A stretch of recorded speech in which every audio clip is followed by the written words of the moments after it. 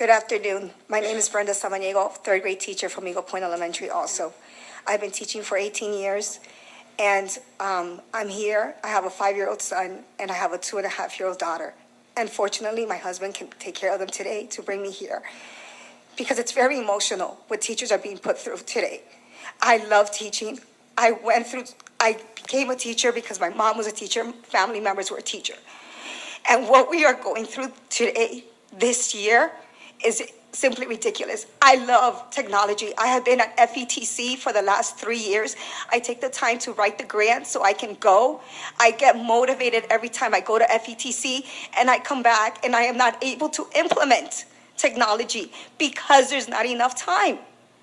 This year, every time I come back, this year it's BAS. I'm sitting there 60 minutes with my students for one test, and I've got 23 other ones. This is not what I want for my child who's in kindergarten right now.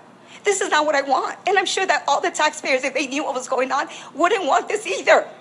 It's not fair to them, and it's not fair to us who came in to teach and have an interactive, be able to change the future. Sure, technology sounds great. All these programs sound great, and I love it. My partner, she has a master's in technology. And she came back to the classroom because she loved teaching. But now we're sitting there saying we can't do what we learn. Well, you want us to do these trainings at what time? When I was single, I was able to do it. I could do it on the weekends. I could be at school till 7 o'clock at night. I can't afford to do that. I can't afford to do it. I can't sacrifice my children so I can implement a new program. So I can troubleshoot. Today, you know what? We were supposed to do BAS, and we were thrown this infrastructure test at the last minute. 2 hours it took because there was glitches.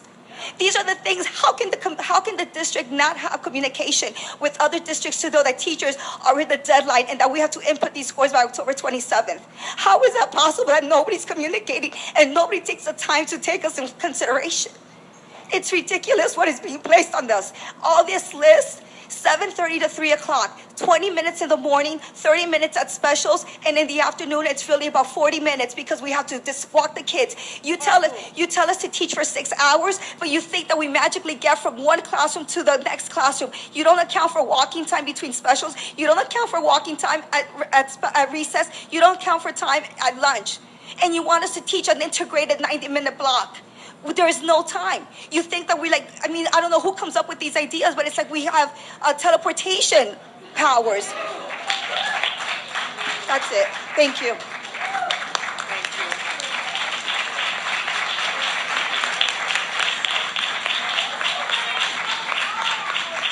Hi, my name is Sherry Nita. I'm also at Eagle Point Elementary. We were at one point the #1 school in the county. We got in the state. We got the blue ribbon, and we're just. I sent an email to the BTU president and said we're drowning.